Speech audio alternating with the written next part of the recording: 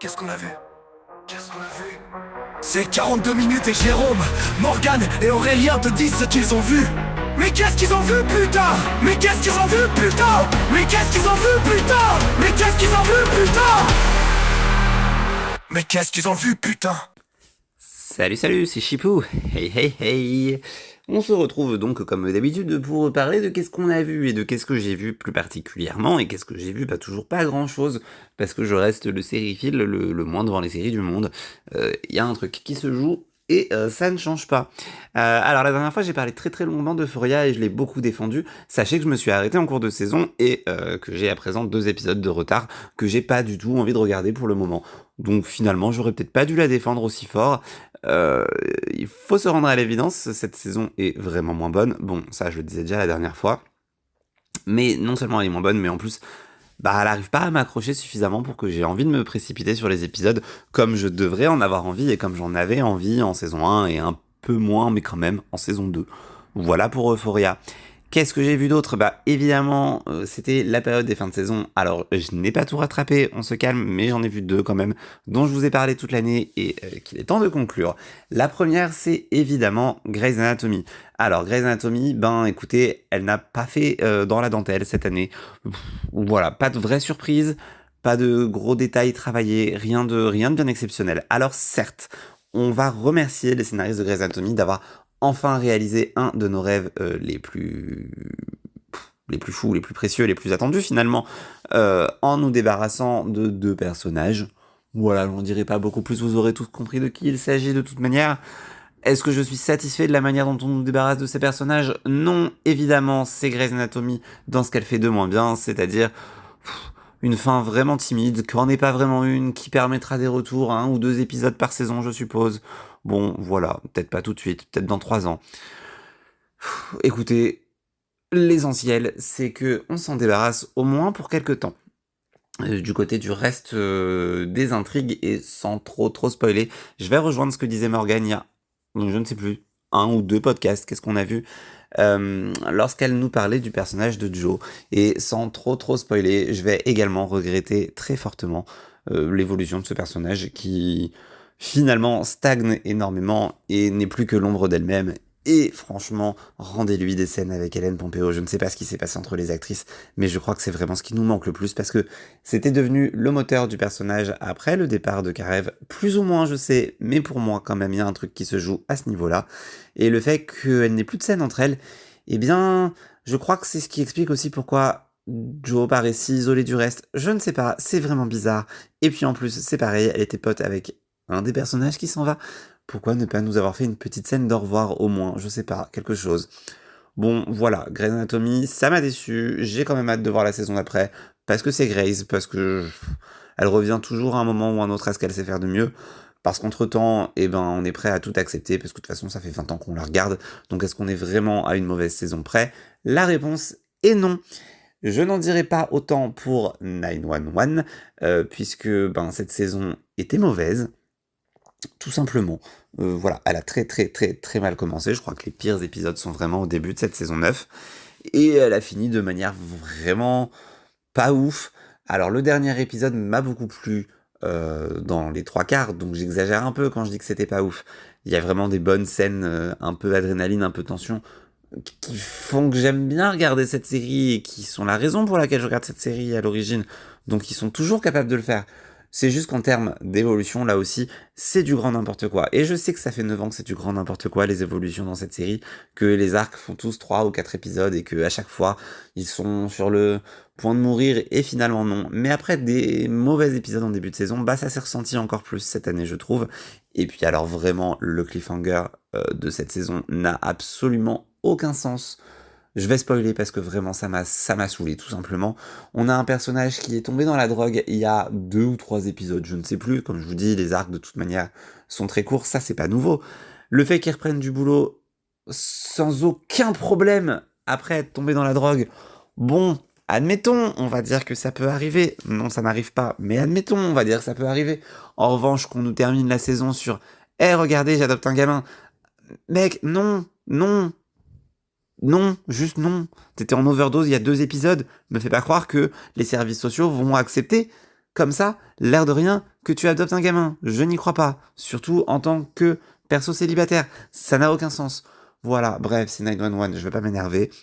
Mais je regarderai sûrement la prochaine saison. En fait, même principe que Grey's Anatomy, je suis un peu piégé parce que ça fait 10 ans, donc bon. Et purée, ça fait 10 ans. J'aurais jamais cru que la série tiendrait si longtemps, et j'ai certainement pas l'impression d'avoir passé 10 ans devant cette série. Et pourtant, on arrive à la saison 10. Je vais la regarder par principe, et j'espère que ça va s'améliorer, mais c'est sûr que si ça continue à être aussi mauvais, eh bien, à un moment donné, il faudra que je me fasse une raison et que j'arrête. Mais bon, je ne sais pas arrêter mes séries, surtout quand ça fait plusieurs années, c'est terrible. Et d'un côté, je dis ça, et de l'autre, on sait tous que je ne finis jamais les séries. Je n'ai pas fini la nouvelle Monster, je n'ai pas fini This Is Us, je n'ai pas fini le reboot de Charmed.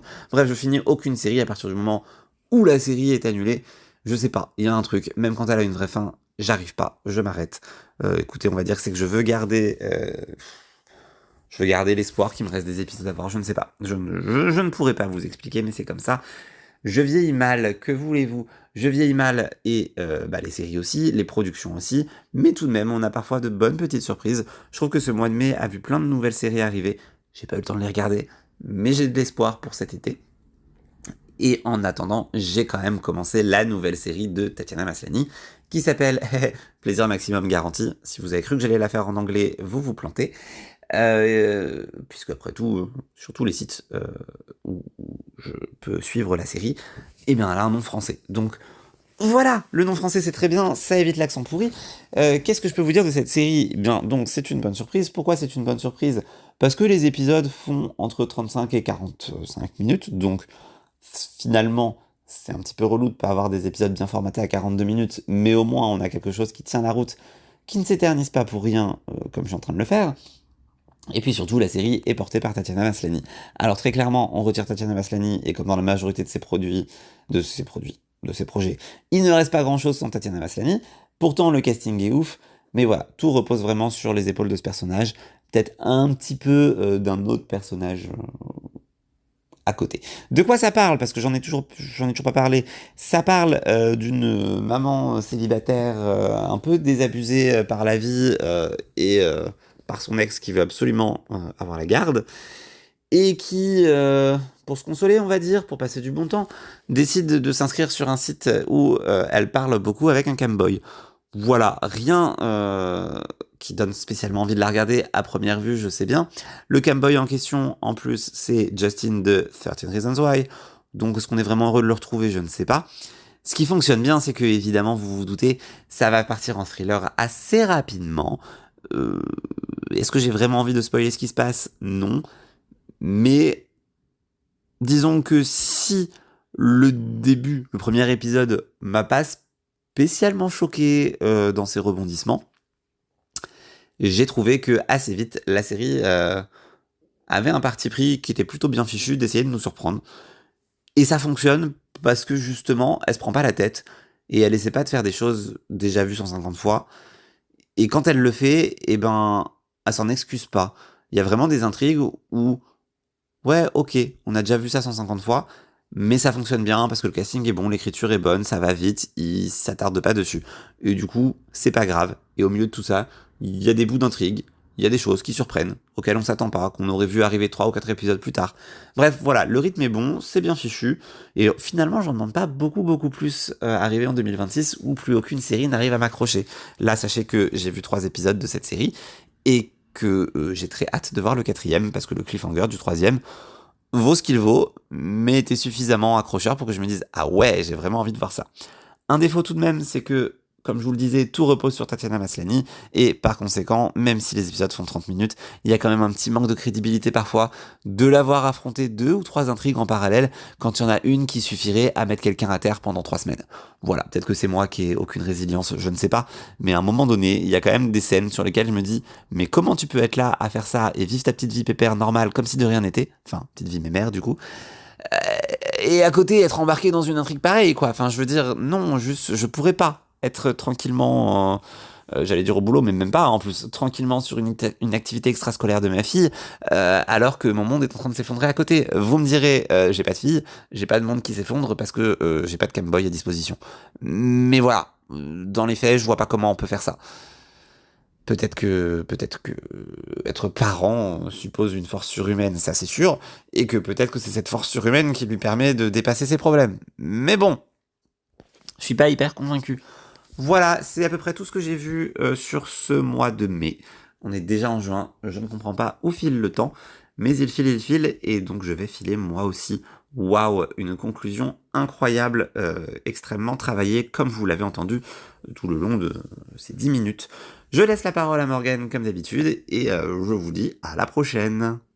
Et bonsoir, ici Morgane pour vous dire qu'est-ce que j'ai vu en ce mois de mai 2026. Évidemment, comme d'hab, je n'ai pas vu grand-chose, je sais que je dis ça à chaque fois, mais là j'ai vraiment pas vu grand-chose. On va commencer avec Grey's Anatomy. J'ai vu du coup les 2 derniers épisodes de la saison. Mes commentaires en vrac sur ce que j'ai vu. Déjà, Warren qui fait encore le gars qui sait tout. J'ai cru qu'il allait se mettre dans la barbe à merde tout seul, encore une fois, parce que malheureusement, c'est déjà arrivé. Aussi, Quan, il a merdé, mais je trouve qu'il ne mérite pas l'acharnement qu'il subit actuellement. Voilà, c'est mon avis. Ensuite, j'ai noté pas fan de la sponsor IA. Je me rappelle pas pourquoi j'ai noté ça, mais de toute évidence, il y a une sponsor IA qui a fait que j'ai pas aimé. Si vous vous en souvenez, n'hésitez pas à me rappeler ce que c'était, je m'en souviens pas du tout. Ensuite, concernant l'événement qu'on attendait tous, j'ai presque failli dire merci l'utilisation du téléphone au volant, parce que j'y ai cru que c'était peut-être lié, mais malheureusement non. En tout cas,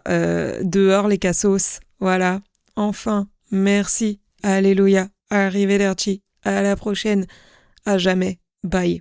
Sinon, du coup, en cette fin de saison 22, ma foi, je trouve qu'on voit déjà les intrigues de la prochaine saison arriver quand même avec des gros sabots. Je pense que Link va devenir un Dr House, c'est-à-dire accro au médoc et complètement imbuvable. Il avait déjà commencé pour la partie imbuvable, donc il manque plus que les médocs. Ensuite, je pense que Simone va probablement avoir une petite surprise, si vous voyez ce que je veux dire. Et sinon, j'adore le projet de Bailey. She's really that girl. J'adore, je suis fan. Merci à elle d'exister. Ensuite, j'ai vu 3 épisodes de Ghosts. Toujours aussi bien, toujours aussi génial. Voilà. Toujours autant rien à dire sur cette série. Mais juste, vraiment, il y a un truc qui me gêne. Avec des gros guillemets, hein, parce que pas tant que ça, dans cette série. Mais je trouve que dès qu'il y a une problématique, peu importe ce que c'est, elle est résolue en voire 2 épisodes max, mais pas beaucoup plus. On a quand même très peu de suspense sur ce qui va arriver aux personnages, parce que dès qu'ils sont en difficulté, en fait, c'est quand même résolu assez vite pour passer au prochain truc. Et du coup, en fait, ça explique pourquoi je me souviens pas quand ils ramènent des trucs du passé. Parce que ça dure tellement pas longtemps que je n'ai vraiment pas le temps de m'imprégner du truc et de m'en souvenir. Et en fait, ça fait aussi que ça donne cette impression que tout ce qui se passe n'est pas grave et n'est pas important. Et c'est pour ça que je ne m'en rappelle jamais. Voilà, je serais pas contre si la série faisait un peu plus durer le suspense sur certains trucs qu'ils essayent de mettre en place. Ça serait pas forcément gênant. Peut-être que ça casserait un peu le rythme, ça je sais pas. Mais ils pourraient tenter. Ensuite, j'ai vu un épisode de From, donc j'ai vu le 3e de la saison 4. Et puis, From, malheureusement, c'est toujours la même chose, hein. On enchaîne les mystères sans queue ni tête, on n'a toujours pas de réponse, on voit même plus les monstres, il fait même plus nuit dans la série, donc c'est pour ça qu'on voit même plus les monstres. J'en ai marre, je veux que cette série s'arrête. Ensuite, Aurélien en a parlé, j'ai été intriguée, donc j'ai commencé Widow's Bay. Putain, en plus, ça rime et tout, dinguerie. Du coup, j'ai vu les 2 premiers épisodes de la saison. Voilà. Petit résumé du coup de la série. Le maire d'une île située en Nouvelle-Angleterre a pour intention de séduire des touristes. Néanmoins, il est confronté à des incidents insolites qui suggèrent que l'île est frappée d'une malédiction. Ouh, une malédiction qui arrive dans de la brume. Rien à voir avec The Mist. Vraiment, rien à voir. Du coup, pour l'instant, j'ai vu que 2 épisodes, donc je suis pas non plus hyper plongé dans le mystère de fou, mais il se passe quand même des trucs sympas. À la fois, du coup, le mystère de l'île est quand même hyper intriguant parce que on voit qu'il se passe des trucs et en même temps, le maire est complètement dans le déni. Et du coup, lié à ça, la touche d'humour marche hyper bien. L'équilibre entre trucs chelous, mais trucs humoristiques, vraiment, je trouve que ça fonctionne. J'ai bien aimé les 2 premiers épisodes que j'ai vus et j'ai hâte d'en voir plus. Et enfin, on va terminer avec Stranger Things. Du coup, j'ai vu 3 épisodes, les 2 derniers de la saison 2 et le premier de la saison 3. Concernant la saison 2, du coup, une saison qui se finit sur Bob, le héros qu'on n'avait pas vu venir, mais qui fait les erreurs classiques du cinéma, malheureusement pour lui. Voilà, j'en dirai pas plus. Une saison qui se finit aussi sur la gueule de Will en gros plan 4K, et honnêtement, je m'en serais vraiment bien passé. C'était très désagréable. Les plans serrés sur son visage comme ça m'a mis très mal à l'aise. Et déjà que je suis pas fan du personnage, ça n'a vraiment pas aidé, pour être tout à fait honnête. Et sinon, pour la fin globale, je trouve que la saison 2 aurait pu être une vraie fin de série, en fait. Et le début de saison 3, du coup, défait ce qui a été fait en fin de saison 2, parce que j'imagine qu'il fallait un prétexte pour continuer l'histoire, évidemment, vu que ça avait été renouvelé. Mais ouais, ça aurait clairement pu se finir en fin de saison 2, donc du coup, à voir où cette saison 3 va nous mener. J'espère que je vais apprécier, on verra. Et voilà, c'est tout qu'est-ce que j'ai vu en ce mois de mai. Je vous ai pas menti quand je vous ai dit que j'avais pas vu grand-chose. J'ai vraiment pas vu grand-chose. J'espère que ça sera mieux le mois prochain, mais honnêtement, j'y crois pas trop. Voilà. Sur ce, je vous laisse avec Aurélien, et je vous dis à la prochaine. La bise. Et on va commencer avec les séries longues qui durent toute l'année et qui se sont finies en mai. Et on va commencer avec Abbott Elementary. L'année dernière, c'était pas mal, mais ça tournait en rond déjà. Cette année, la première partie, elle était horrible à suivre, mais horrible. Et la seconde, un peu meilleure, mais là, les blagues ne font rire que eux maintenant. Grey's Anatomy, eh oui, on est de retour, on attendait qu'un truc, et ça s'est passé, mais ça s'est mal passé. Il y a des gens qui sont partis. On voulait que ces gens partent depuis 10 saisons. Mais le showrunner, elle a quand même dit « Oui, mais on va pas les tuer, c'est parce que les gens attendent. » Vraiment, bouffonne. Ils savent pas ce que veulent les gens. C'est pour ça qu'on a des séries mauvaises. Parce qu'ils pensent que les gens veulent ça, mais en fait, non. C'est vraiment, je ne comprends pas. Avec tous les réseaux sociaux, etc., ils ont accès à tout le monde, à toutes les pensées, et ils sont pas au courant de ce que veulent les gens. Je ne comprends pas. Bref, adieu. Et ne reviens jamais, Owen. DMV, l'idée était bonne, mais il n'y a jamais eu de constance ni de subtilité dans les personnages, alors que les acteurs sont plutôt bons. Ça a été annulé, c'est plutôt logique. Ghost US, un peu comme dit Morgan, c'est toujours bien en fait, Ghost US. Tu peux pas avoir des épisodes qui sont pas bons, ou une saison qui est pas bonne. C'est assez long pour que il soit toujours quelque chose qui se passe de bien. Donc voilà, donc c'était une bonne saison avec des histoires bien connes, les fantômes sont toujours au top, mais faut renouveler les intrigues par contre. Et qu'elles soient un peu plus longues, comme dirait Morgan aussi. Je suis pour tuer le mari, dans une dernière saison, comme ça il rencontre enfin les fantômes. Watson, alors j'ai pas compris ce qu'ils ont voulu faire avec l'intrigue de Sherlock, qui en plus arrive à la toute fin, alors que la série avait déjà été annulée. Fallait peut-être finir la saison autrement, refaire le shooting des 2 derniers épisodes, histoire de faire quelque chose de bien.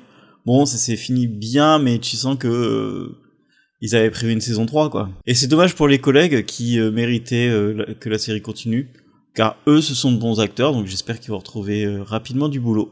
Elsbeth, saison 3, je pense. Ouais, 3. Alors, c'est bien à regarder chaque semaine, mais pas du tout à binge-watcher. Ça reste du Colombo, hein, donc tu sais qui est le meurtrier au tout début, et après... tu suis ça pour savoir comment il va se démerder, mais il se démerde jamais. Là, ce qui est flagrant sur cette saison, c'est qu'ils ont enlevé Kella directement, et tu vois qu'il manque quelque chose, et surtout quelqu'un pour faire le penchant à Elsbeth. Et des fois, elle revient de temps en temps, et tu vois complètement la différence. Donc bon, j'espère que la saison prochaine, ils vont la faire venir en temps complet, quoi, un CDI complet. J'ai vu Tracker, dernière saison, là. Alors, c'est extrêmement bizarre. Ça part sur un arc un peu foufou, un peu science-fiction, voilà. À la toute fin de la série. Donc, à tous les coups, le monsieur, il a des pouvoirs, et c'est pour ça qu'il arrive à trouver les gens aussi facilement. Pas parce que la série est mal écrite. Boston Blue, fin de la saison 1. C'est la suite de la série Blue Blood qui a duré des années et des années, que j'ai jamais regardé. Mais j'avais envie d'un policier de ce type à suivre cette année. Donc, à part toutes les discussions de religion et de politique qui m'intéressent absolument zéro, le reste, ça se regarde bien toutes les semaines. Et enfin, Will Trent, c'est la meilleure série à plus de 20 épisodes tous les ans. Et cette année encore, c'était encore mieux. C'était vraiment, je sais pas comment ils arrivent à faire ça, mais toutes les saisons sont toujours meilleures que celles d'avant, et pourtant, ces saisons-là sont excellentes. Toute la saison a été folle. Chaque épisode avait un nouveau concept à apporter, un nouveau personnage, une nouvelle intrigue, ou alors ils revenaient sur une ancienne intrigue qui était excellente, ou un ancien personnage que tout le monde avait adoré, qui remettent dans une autre intrigue. C'est génial. Et aussi, il y a eu beaucoup de twists pendant la saison.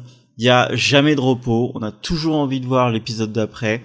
C'est vraiment excellent. Et la saison prochaine risque d'être extrêmement intéressante, surtout pour le public américain, avec un fil rouge qui leur est propre, du coup tout un schéma de serial killer à travers l'Amérique. Donc ça va être vraiment chouette. Je pensais vraiment qu'ils allaient faire d'ailleurs un spin-off genre Faith Mitchell, et elle aurait travaillé sur ça. Et en fait là c'est marrant parce que ce sera plus que Atlanta ou la Géorgie, ce sera aussi quelque chose de national. Donc ça va être encore plus intéressant, et je pense qu'il y aura encore plus de personnages à ajouter. Je fais confiance. Et vous aussi, faites confiance à mater Will Trent, hein, c'est ce qui se fait de mieux tous les ans. Et c'est sur Disney+. Vous avez aucune excuse. Voilà, on passe au truc un peu plus court. Daredevil Born Again. C'est une honte, cette série. Putain, mais qui fait ça? Il se passe rien pendant 7 épisodes, mais rien, de chez rien. On suit des gens dont on n'a rien à foutre. C'est la série de Fisk, c'est pas celle de Daredevil. Les Fisk, on en a marre, mais marre. Le dernier épisode, il y a une scène jouissive qui fait des bons mèmes, mais c'est tout. Ce côté Disney, les méchants sont méchants, mais en fait, ils sont pas méchants. Ils ont tué des centaines de personnes, mais on va plutôt les envoyer en vacances, et le héros qui a sauvé toute la ville, on va mal le traiter. Vraiment, ça n'a aucun sens, et ça n'a encore plus aucun sens avec ce qui va arriver dans Marvel à partir de cet été et à la fin de l'année. C'est comme s'ils avaient mis Daredevil de côté pour pas qu'il apparaisse dans les Marvel. Ça n'a aucun sens. Voilà. Et puis ça se veut un reboot de la première série, mais la saison 3 sera un reboot du début de la série. Non mais ça n'a... Arrêtez de faire de la merde. Donnez la série à des gens compétents, je sais pas, faites un truc. J'ai vu la première saison de CIA, alors c'est de plus en plus sympathique, et content de revoir Lucifer. J'ai aussi vu la dernière saison de For All Mankind. Alors c'est mauvais, alors qu'il y a beaucoup de sang neuf, plus des jeunes acteurs qui sont vraiment bons, que j'ai adoré dans d'autres séries. Il y avait aussi une possible réunion de The Killing avec Joel Kinnaman et l'autre madame, que je retrouverai son nom. Ils l'ont pas fait. Il y a même pas un échange. Ils sont, je crois, dans deux scènes, ils se voient, mais il y a pas d'échange, il y a même pas un regard complice, il y a rien. En fait, c'est comme s'ils se détestaient.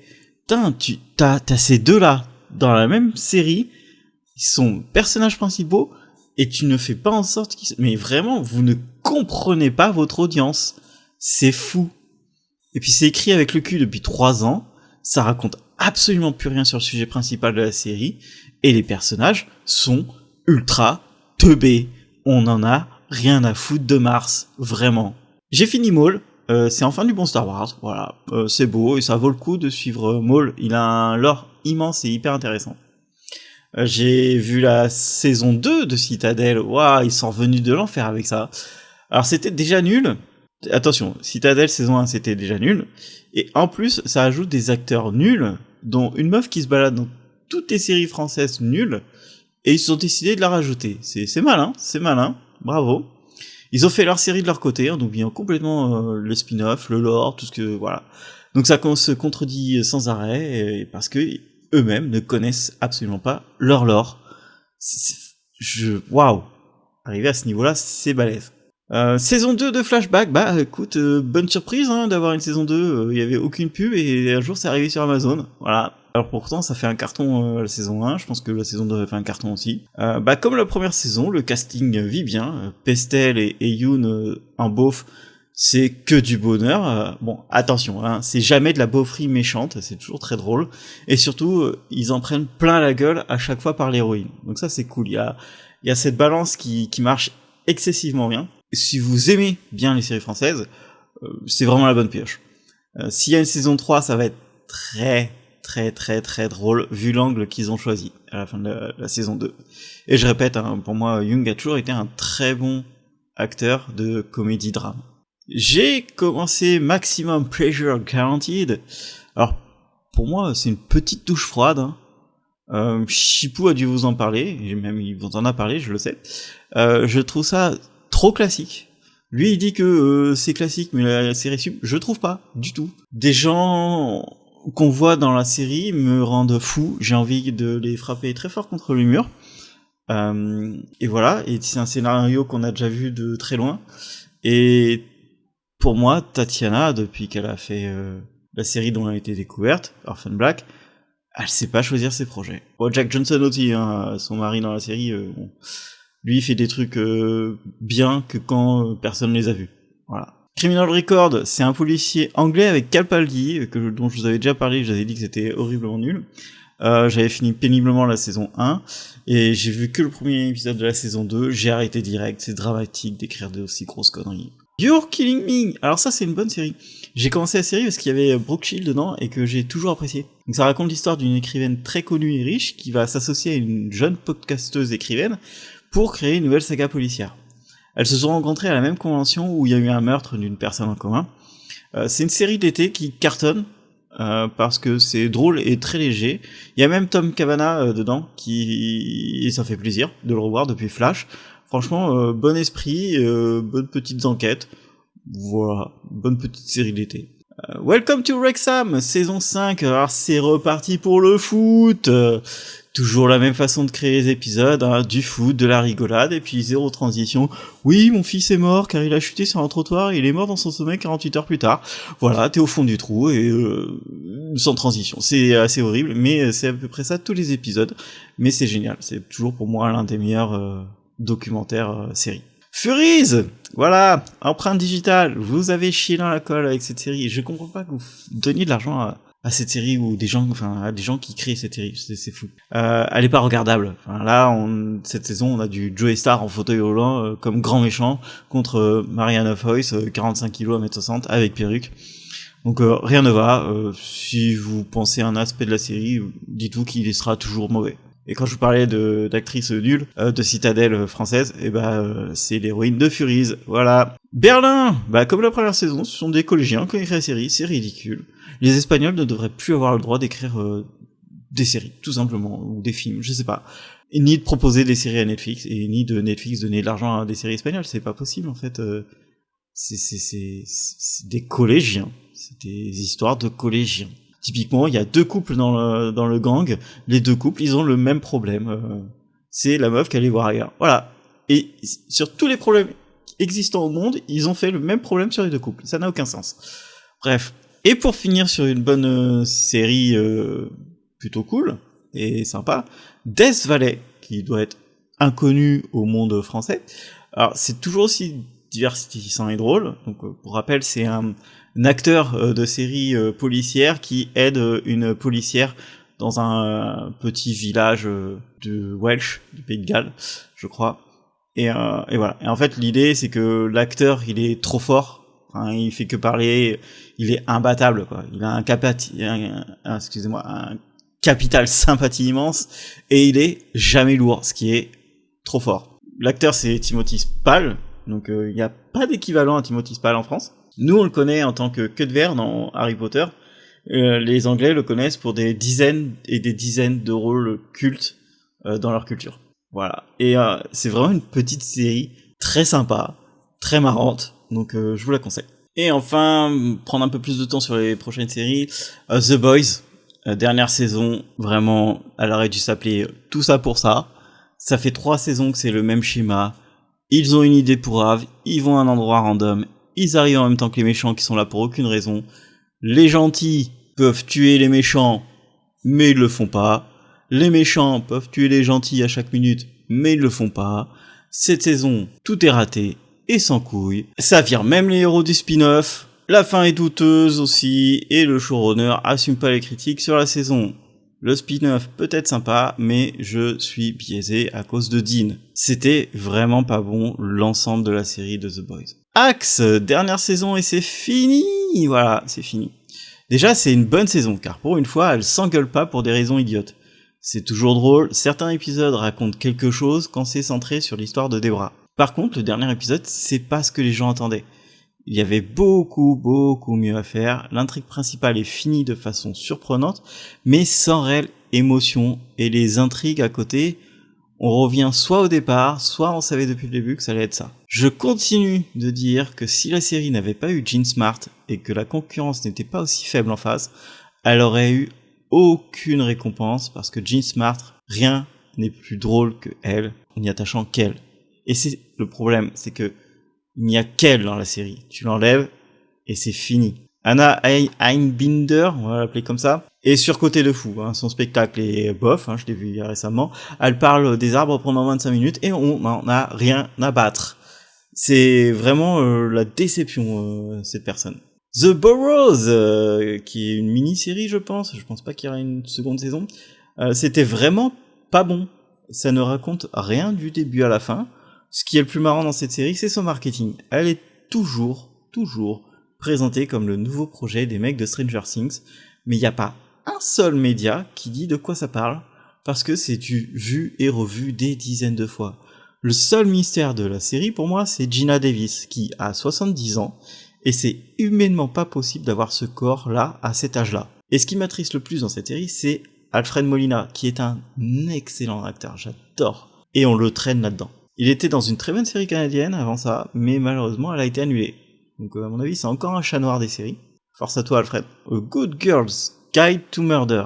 Donc en français c'est meurtre mode d'emploi je crois, un truc comme ça. Alors j'avais adoré la première saison, je l'ai bien vendue, car l'intrigue était bien écrite et on était toujours à fond sur l'enquête et l'héroïne faisait des trucs d'héroïne, parce qu'elle devait le faire. Dans cette saison, on a perdu tout ça. Mais tout ça, ça n'existe plus.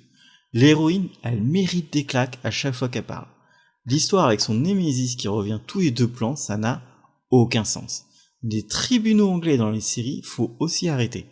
Et l'histoire principale est pas aussi marquante, car on connaît déjà la victime, et vu son caractère, personne n'aurait envie de le retrouver. Je pige pas pourquoi la série est devenue aussi bête. Typiquement, ils ont 15 preuves, ils les retrouvent toutes, et que le mec a disparu, ils trouvent une cachette de dealer, ils retrouvent un complice de serial killer qui a disparu depuis 10 ans. Il y a des preuves qui sont truquées au procès, mais pas une seule fois, ils appellent la police. Il y a un moment, c'est de l'abus. Donc je suis vraiment déçu par cette saison 2. Rooster, simple et efficace, c'est la série qu'il te faut. C'est passionnant de voir d'excellents personnages. J'avais oublié comment ça faisait. Même si les séries commencent à revenir à ce fondamental. Coucou Spider Noir dont je parlerai le mois prochain. Et la série dont je vous parle juste après. Steve Carell joue un mec à la fois paumé, mais un mec qui en a rien à foutre des paumés. Du coup, il s'amuse tout seul, il vit sa vie au jour le jour et s'en fiche un peu des situations bizarres dans lesquelles il est. Il préfère les tenter. Il y a des running gags qui me font rire, mais à chaque fois, celui du conseil d'éthique, c'est une des meilleures vannes de série. Le cast est fou et il mélange les vieux de la vieille avec des trentenaires prometteurs qu'on avait déjà vus dans d'autres séries. Ted Lasso ou Lazarus Project par exemple. C'est la série qu'on peut proposer à n'importe qui et ce sera toujours le bon choix. C'est ultra feel good. Et la dernière série, et je suis content parce que Morgan l'a commencé, Windows Bay. C'est la super méga trop bonne surprise du moment. Après c'est Apple qui propose une idée originale, donc c'est rarement raté. On est sur une île, The Windows Bay, et on suit le maire de l'île qui veut absolument que le tourisme revienne. Le problème, c'est que l'île a une histoire particulière, car il y a toujours des histoires un peu folles d'horreur tout au long des années.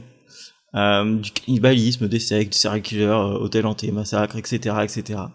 Mais ce sont des récits qui ont jamais été vraiment vérifiés. C'est dans l'historique, en gros. Et surtout, ceux qui naissent sur l'île ne peuvent pas en sortir. Mais encore une fois, c'est une rumeur pleine de coïncidences. Et du coup, y a peu de gens qui tentent le coup. Par exemple, les parents vont faire en sorte que leurs enfants ne sortent pas de l'île. Donc du coup, les enfants, ils sont pas très contents. Voilà, bref, il y a toute une histoire là-dessus. L'ambiance est spéciale. Donc on suit un maire qui a une équipe de gens incompétents, où plusieurs personnes ne l'aiment pas, et lui, c'est un mix de j'ai du pouvoir, mais je me fais bizuter par tout le monde à chaque épisode. Et de l'autre côté, on a l'ambiance flippante, parce qu'on ne sait pas ce qui arrive, et on est bloqué sur une île, et on voit plein de choses bizarres se passer. Le gros point fort de la série, c'est que c'est le top niveau de l'écriture. Vraiment, chaque épisode raconte une histoire d'horreur prenante. Et il y a souvent de l'humour, même très souvent de l'humour, c'est extrêmement bien dosé.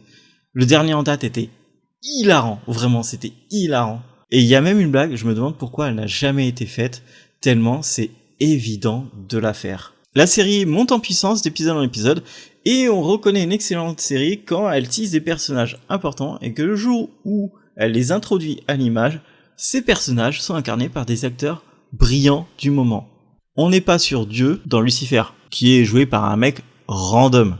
Windows Bay, c'est le plaisir du moment, avec beaucoup d'intelligence dans les dialogues, vraiment beaucoup de contre-pieds qui sont pris dans les dialogues, dans les expressions, qui surprend vraiment. Et les images sont magnifiques, et les seconds rôles apportent énormément. Patricia va devenir forcément votre meilleur perso avec tous ses délires. Voilà, donc ça c'était le qu'est-ce qu'on a vu de mai. Juin peut être assez sympa, parce qu'il y a des bonnes séries qui sont sorties en mai après toute la fin des saisons. Donc n'hésitez pas à nous dire lesquelles vous avez vues, lesquelles vous aimez ou n'aimez pas. Et à la prochaine!